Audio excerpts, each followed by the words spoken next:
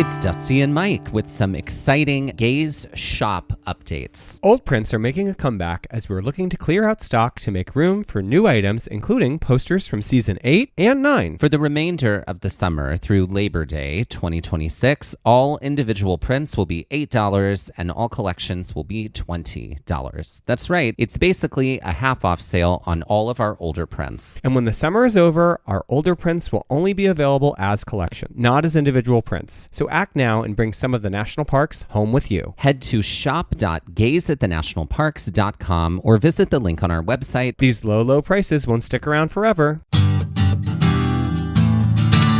Hello and welcome to Gaze at the National Parks, the podcast. I'm Dusty. And I'm Mike, and welcome to our Season 8 Summit. If you were joining us for the first time, our Summit episodes are like our season wrap party. It's our chance to encompass all the parks we visited this past season and view them through 4 different lenses that investigate the parks a little deeper by examining the visitor experience, the history, the environment and wildlife, and on a much more grander scale, the hiking and experiences within the parks. Each season, we have also worked to tweak the format of our Summit episodes just a bit, allowing for a fresh look at the parks we covered all season long, while also touching base on important issues on the slate that need to be examined. In this episode, we're discussing environment. So sort of like an episode of The Magic School Bus or Bill Nye the Science Guy, 2 shows that we were both raised on. So what lessons did we learn from these TV icons, Miss Frizzle and Mr. Nye? I mean, get curious. Yeah. There are more answers than you know. Inertia is a property of matter. That's right.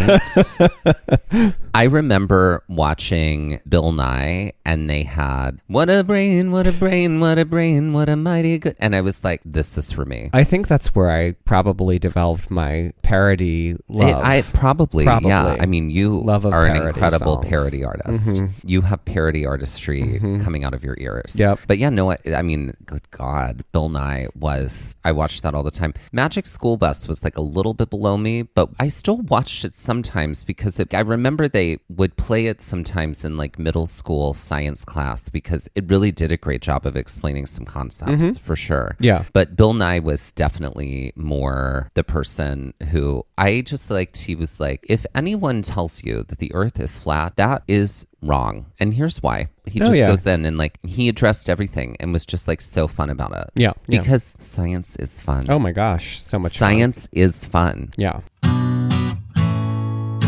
So bringing it back to our parks from the season, Death Valley, Pinnacles, White Sands, and Saguaro National Park, each of these parks features its own specific ecosystem full of flora, fauna, mammals, insects, reptiles, amphibians, and more. We've actually spent a lot of time this season talking about the flora and fauna that can be found in these parks, from our trail mixes on dark sky parks, water conservation in the desert, California condors, wildlife of White Sands, and the many cacti of Saguaro National Park. We fairly succinctly covered a great deal of information that related to the environment already. That doesn't mean that there isn't more information or that we won't continue to chat about it in this Summit episode, but there is a greater issue at hand that is an important issue to bring up to the forefront before diving in deeper. For much of this season, we talked about the importance of water, especially because 3/4 of the parks we have visited this season are desert parks. These are environments where water is already scarce and incredibly valuable to the plants and animals that call these parklands their home. Water is an incredibly important resource that is becoming more scarce in the western United States, specifically where snowpacks no longer sustain watersheds, states, and communities like they used to. This in large part is due to climate change and the impact new weather patterns are having in once mountainous alpine regions,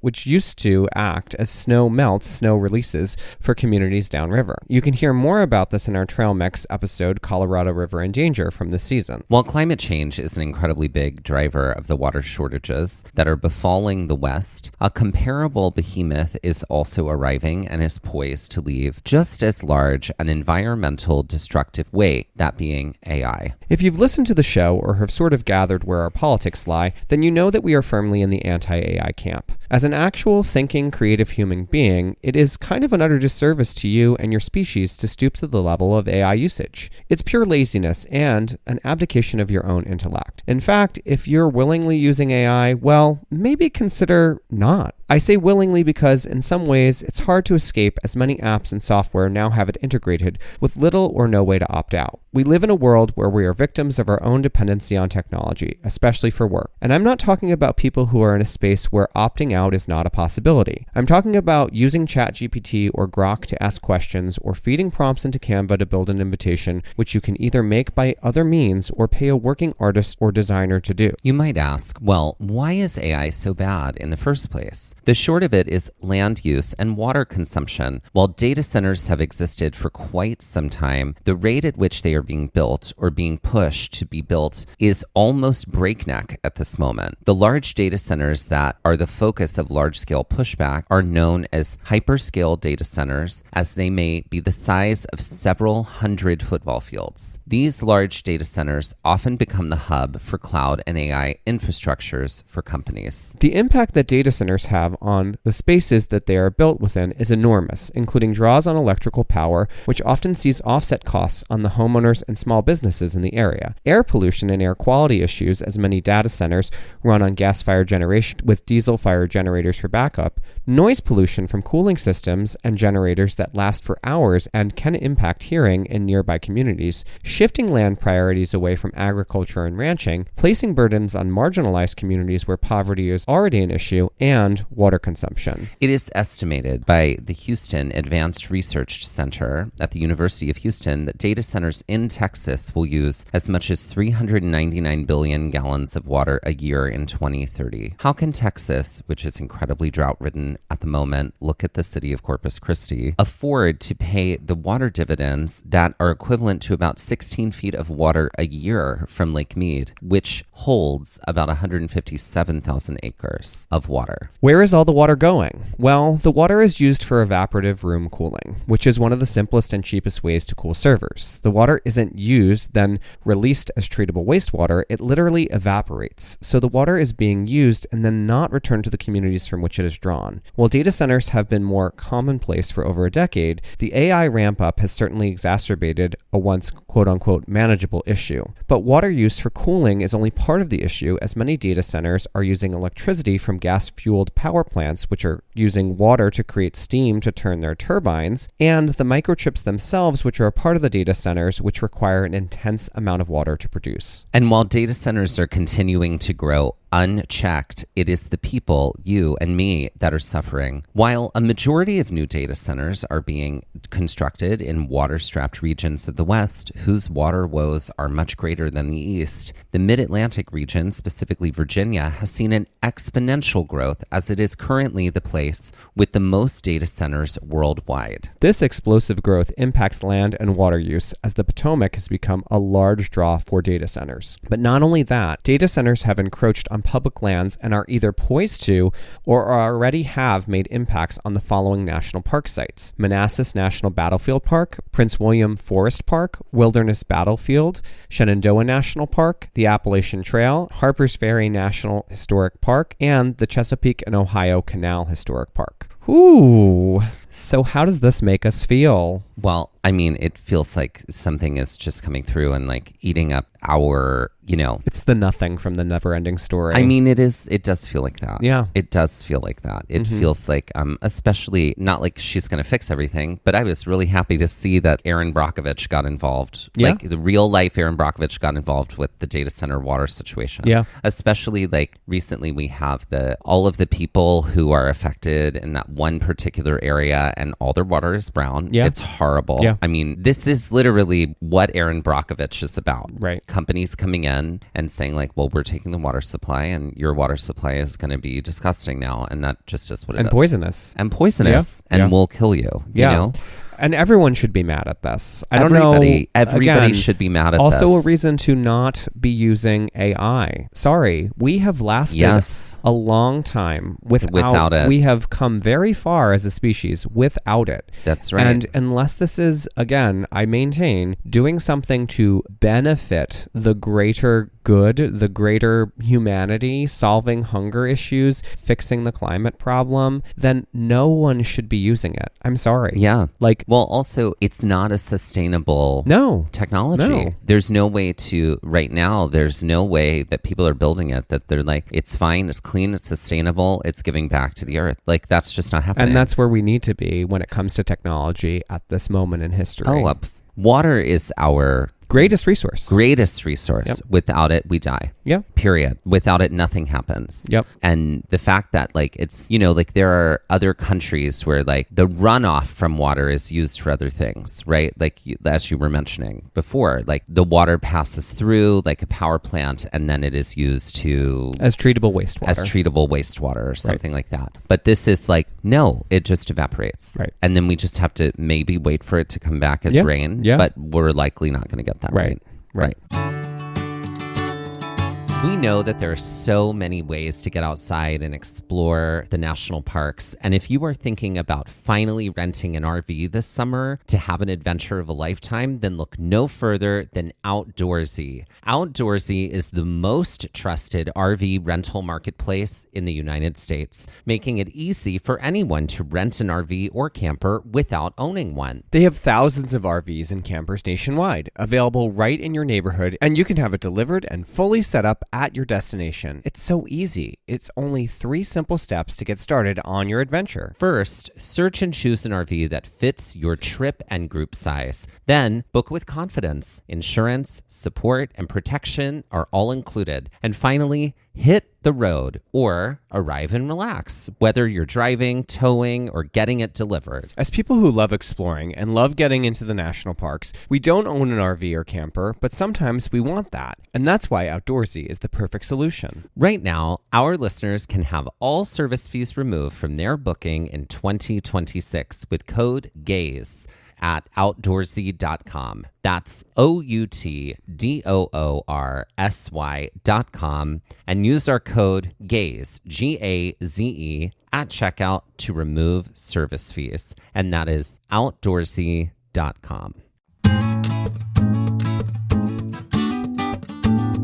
Hey y'all, it's Dusty and Mike with exciting news. That's right, it's our episode finder. It's all about making finding our episodes even easier. Want to find more episodes about hikes in Shenandoah? With over 10 episodes across 2 separate seasons, it would have involved a lot of scrolling and searching. Now, with our episode finder, you can find all those episodes with a few easy clicks. That way, finding an episode on Yosemite from season 1 is just as easy as finding an episode on Zion, Yellowstone, and Haleakala, all in separate seasons. With over 275 episodes in 35 different national parks, our episode finder will add ease when finding out more about hikes in these spaces. But it's not just about hikes by national park. We've categorized our entire library so you can find hikes by state, hikes by terrain, and hikes by difficulty. And all of our Trail Mix episodes are there too, so you can easily find our science-based episodes, interviews, and more. Planning a trip to Colorado and want to hear more about our adventures there? Want to grunt it out on some really tricky trails or learn more about glaciers, grasslands, and mountains? Just click the link in our show notes or on our Instagram bio, and it pops right up. You can also head directly to our website and look for the episode finder at the top of the navigation bar. Conquer one hike in one national park, one park at a time, with just a few clicks with our episode finder. Happy trails!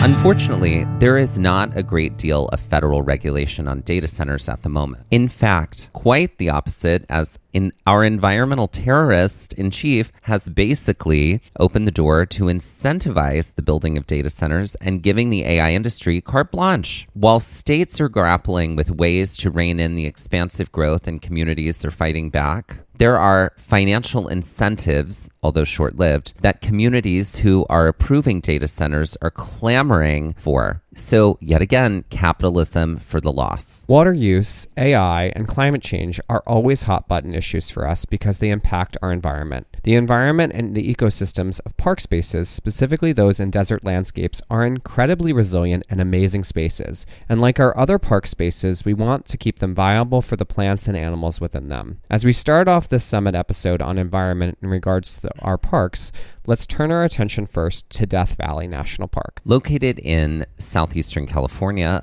on the border of Nevada, Death Valley National Park is actually the largest national park within the contiguous U.S., beating out the park that most people think is the largest, initially even us, being Yellowstone National Park. We were treated to some interesting animal sightings here, including pupfish in the nearby Ash Meadows Wildlife Refuge. While pupfish can be found within Death Valley, in Ash Meadow you can see them at a few pools, including King's Pool and Devil's Hole. And what's so dang special about pupfish? Well, for starters, they were kind of instrumental in securing species protections in wildlife habitats, a Supreme Court case that has had ripple effects since it was decided in the 1970s. And the thing about pupfish is that they are teeny tiny, so while spotting them with the naked eye might be easy, getting a close-up view involves binoculars or cameras, especially at Devil's Hole. Death Valley is not a place you would think of having pools and ponds, but there are actually some within the park that help to support amphibians, like the red-spotted toad, the western toad, the Pacific tree frog, and the bullfrog. These watering holes like Salt Creek and those found in Ash Meadow are integral for the wildlife inside these spaces, including birds. While we didn't see a great variety of birds within the park during our visit, the spring migration was already in full swing. Some of the commonly spotted birds within the park include the American coot, the greater roadrunner, phanapepla, and hummingbirds. Birds that pass through the park on their migration include the American crow, Bullock's oriole, indigo buntings, and verdins, to name a few, in a group of over 100. Apparently, March is a pretty dead time of year to do any birding within the park. So if you want to see the migratory birds pass through, late April to early May and August through September is your time to go. I think we kind of just missed our window for this, or it was somehow too early in April when we were there. I think we were too early.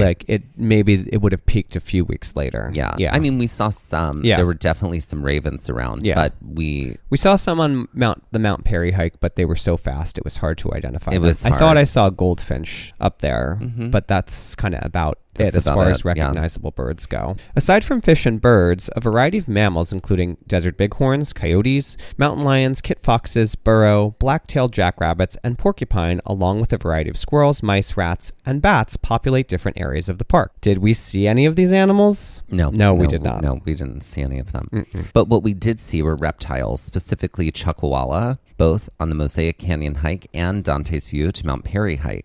These were pretty chill for the most part, and they were no bother at all. Being a desert park, the reptile list is quite extensive, including desert tortoise, collared lizards, western brush lizards, and plenty of my favorite things, snakes. Aside from rattlesnakes and sidewinders, the California king snake, Great Basin gopher snake, and the western ground snake fill out the population, with plenty of others. And no thanks. And how many snakes did we see in Death Valley? None. We saw none. We didn't have the opportunity to see snakes in this park, but we sure did get our chance in Saguaro National Park when we passed over a rattlesnake and both scurried down the trail in a hurry. Do go listen to that episode because it's great. Aside from its animals, Death Valley National Park is a fascinating landscape of its own. Known for being the hottest place on Earth and the driest place in North America, it is also the lowest elevation on the continent at 282 feet below sea level. Death Valley is mountainous while also containing dunes and desert, salt flats, and fault lines. One of the largest protected salt flats within the world, Badwater Basin, exists within the park. And sometimes, if you're lucky and a hurricane or an unusual bout of rainy weather hits the park, Badwater Basin becomes a very shallow lake that you can wade into.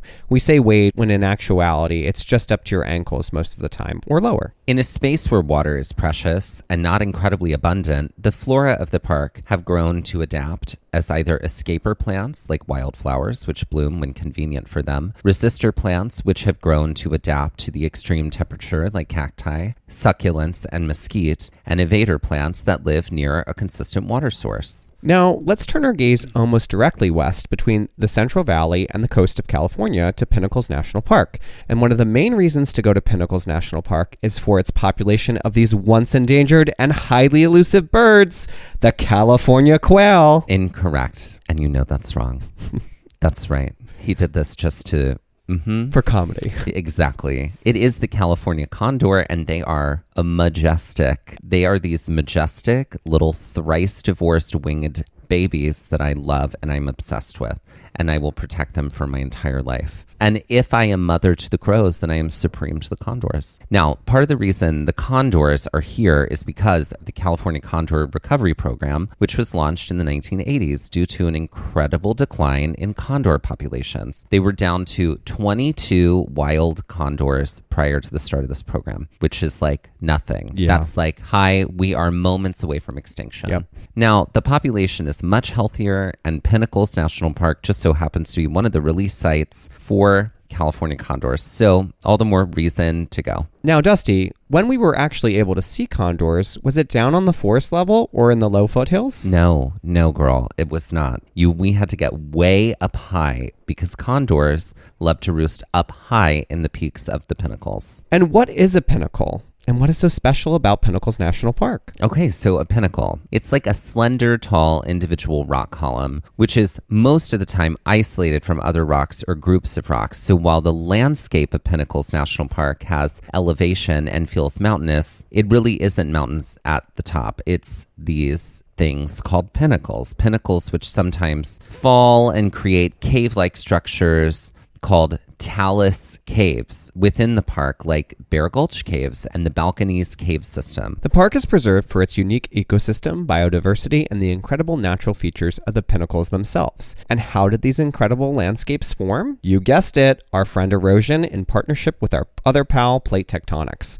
On the plate tectonics end of things, the main causes of this were through subduction and through fault movements, or what is known as transform boundaries. Through some volcanic activity, which eventually dried up, and erosion through ice, wind, and rain, which took its course over millions of years, we ended up with an incredible landscape that is Pinnacles National Park. Aside from my very precious condor babies, other birds that you can find within the park include the condor lookalikes, or what we call non-dors, which are the turkey vulture. You can also find prairie falcons, red-tailed hawks, and golden eagles, and the acorn woodpecker. This bird is really neat because of the way they store its food. So we saw one of them. Yeah. Well, first we saw a lot of the trees. Yeah. The trees look like someone with trypophobia will not like this tree because the tree is covered in holes and it's just like these little burrows. And it's inside, like Roxy and Velma took their Tommy guns at the end of literally Hot Honey Rag and it's shot just the trees all over, Uh-huh. right? But in some of those holes are acorns. And literally these acorn woodpeckers spend all day making new holes in trees and just moving their acorns around. So we saw quite a few of these trees, and then we saw the birds, and we did see them moving their acorns around. While there are a great variety of non-native fish, including catfish, green sunfish, and mosquito fish, the latter two were also seen or being studied while we were at Death Valley National Park and the Ash Meadows Wildlife Refuge. The only native fish to Pinnacles National Park is the three-spined stickleback. A great variety of mammals, including coyotes, mountain lions, badgers, bats, chipmunks, gray foxes, and brush rabbits are native animals within the park, while introduced species like the feral pig once wreaked havoc on the delicate ecosystem and were effectively removed from the park after their introduction. The park is home to an extensive system of lichen on the rocks and pinnacles themselves. Lichen, a partnership between algae and fungus, are such an important part of the park's ecosystem. The park is also home to extensive wildflower blooms, fern species, and a variety of oaks, pines, cottonwoods, sycamores, and buckeye trees. As we move a little further east from California to the much drier, more deserty parks, like the largest gypsum sand field in the world in White Sands National Park in New Mexico and the Saguaro Cactus Wonderland of Saguaro National Park in Arizona, we have actually spent a really concise amount of time in talking about the flora and fauna of these parks. You can hear all about the flora and fauna of these spaces in the masterfully written and outlined episodes by Dusty in our Trail Mix, The Wildlife of White Sands, and Trail Mix, The Many Cacti of Saguaro National Park. Therefore, we wanted to take some time to underscore how climate change in these four parks, most of them desert, will continue to impact these park spaces and desert environments. Regardless of where in the world they are located, desert environments are in for quite a change. While the deserts of Asia may see more rainfall in monsoons, this may be offset by higher evaporation through higher temperatures, where the Southwest is already seeing the drying effect and loss of water that many of the deserts of the world already are. Deserts depend on snowmelt from higher elevations, and as weather patterns shift and snow is either less abundant in the winter or melts too fast in in the spring and summer, these arid landscapes are receiving less water on the whole. As previously stated, any rain from monsoons or changing weather patterns that favor more rain in these arid spaces would not be as nourishing because the water would more quickly evaporate due to rising temperatures. While deserts are predicted to become hotter, they have also been predicted to become bigger. That, however, is dependent on the biocrust of the desert. Desert biocrust makes up about 12% of the Earth's surface. It is a rich tapestry of microorganisms, algae, fungus, and lichen which provide life to an otherwise barren landscape. Biocrust takes hundreds of years to recover, which is why when hiking in desert parks, you're encouraged to stay on the path. Why is biocrust important? Because biocrust makes it possible for plants to grow and animals to thrive in the desert. If climate change exacerbates as it is predicted to, the loss of biocrust will see deserts becoming larger and starting to encroach on more fertile land on the fringes. When fertile land goes through desertification, the land loses its ability to hold moisture, reduces biodiversity within the area, creates soil instability, and general breakdown of the ecosystem. Any plant life that was once acting as a carbon sink or helping toward carbon sequestration is also lost, helping to continue to drive climate change. Climate stress is already being felt by the plants and animals of deserts. Since 2020, Arizona has seen long stretches of record-breaking heat, which have pushed one of its most iconic plants to the brink, the saguaro cactus.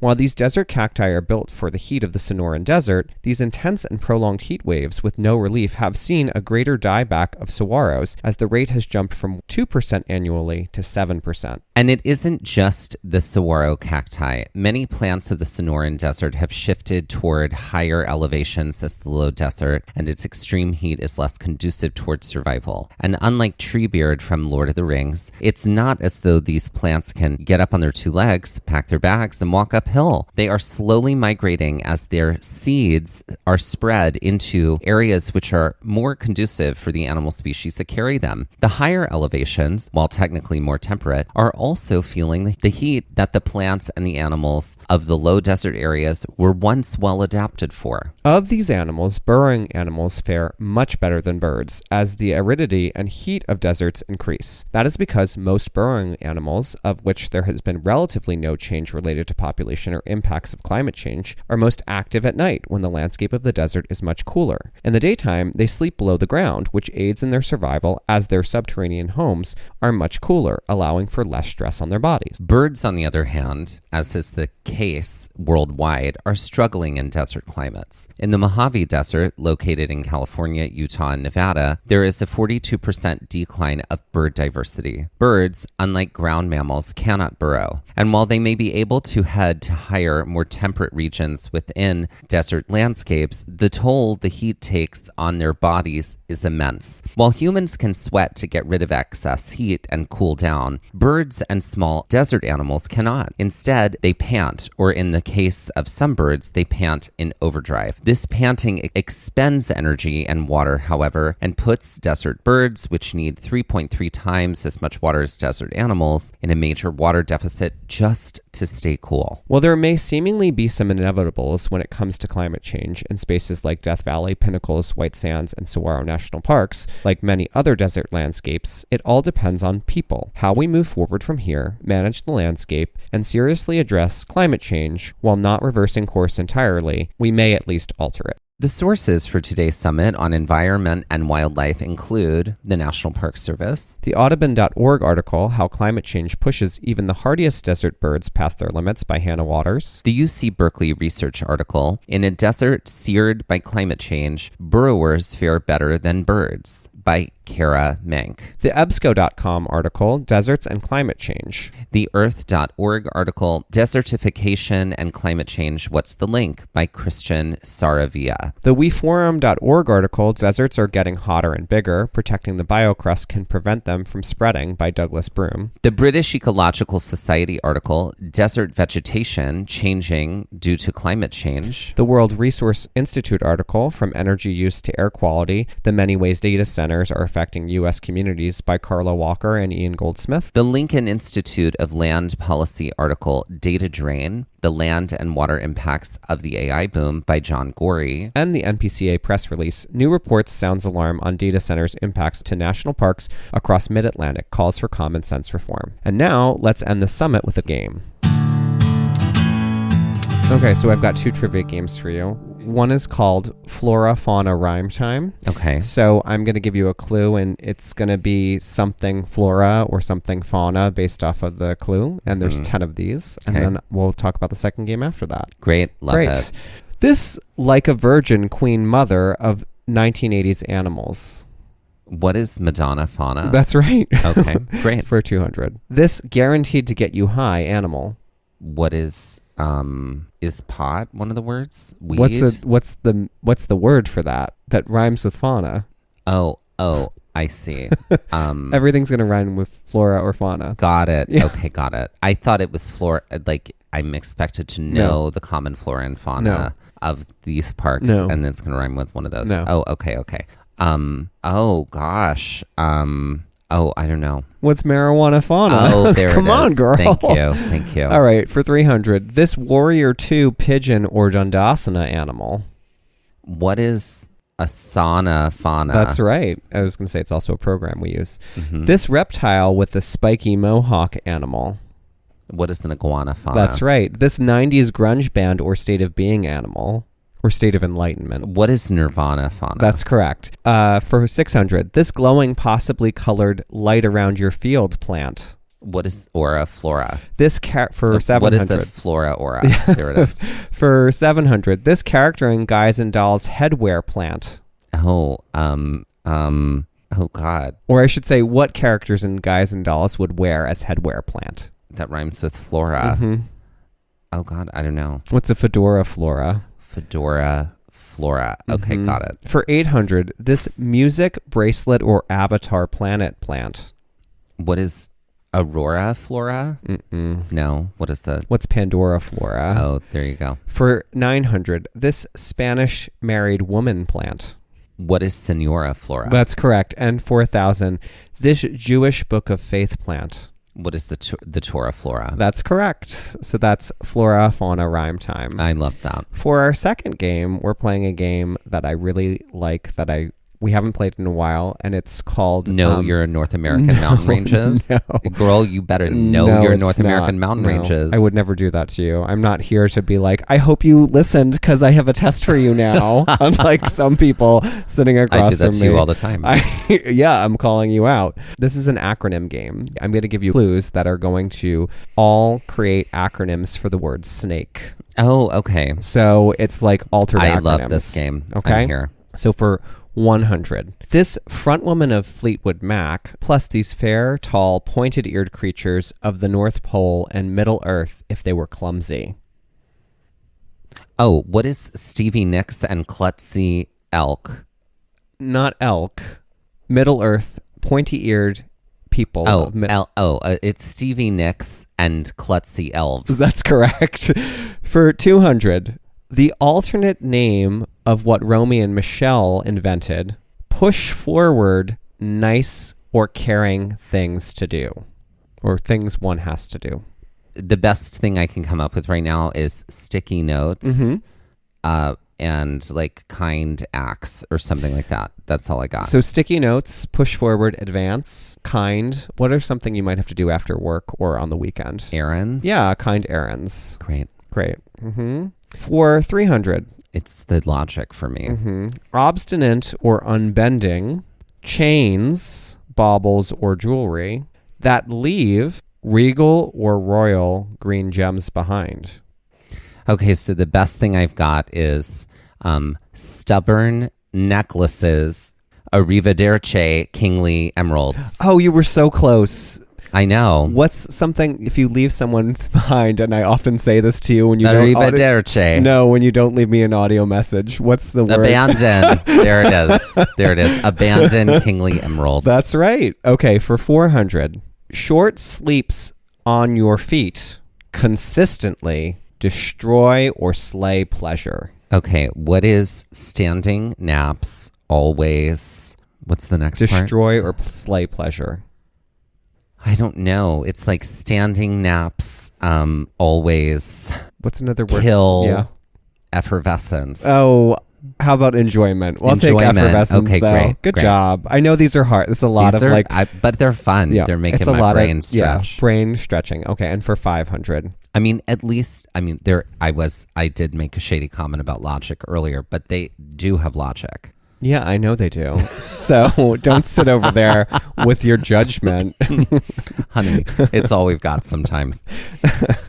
It's your only defense mechanism. Uh-huh. All right, and for 500, electricity-bound lap adornments used for wiping your mouth at dinner take on or in objects in motion.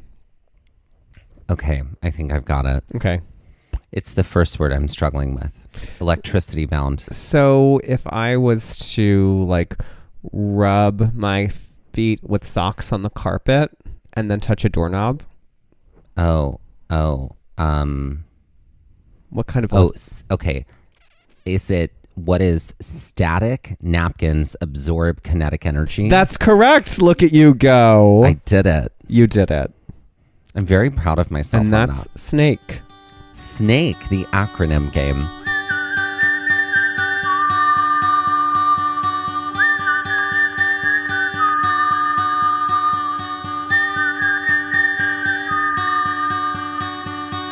Looking for more episodes like the one you just heard? Then be sure to check out our episode finder for episodes by park, state, hiking difficulty, and terrain, as well as all of our Trail Mix episodes in one helpful place. Click the link in the show notes of this episode, our Instagram bio, or visit our website to make your listening experience even easier. This has been Gaze at the National Parks, the podcast, and we're here to remind you to hike early and hike often, and that adventure is always out there. Gaze at the National Parks was created, produced, edited, and hosted by us, Dustin Ballard and Michael Ryan. To see images from this episode, follow our Instagram at Gaze at the National Parks. To contact us, email us at gazeatthenationalparks@gmail.com. And to find out more about the parks visited on this show, visit our website, gazeatthenationalparks.com. That's Gaze, G-A-Z-E. All original artwork featured on Instagram and on our website is by me, Michael Ryan. All original music was written and performed by Dave Seaman and Mariella Klinger, with Sean Sklios on guitar. Our music producer is Skylar Fortgang. We would also like to acknowledge that while recording this episode that we were on the traditional and stolen lands of the Lenape people, also known as New Jersey.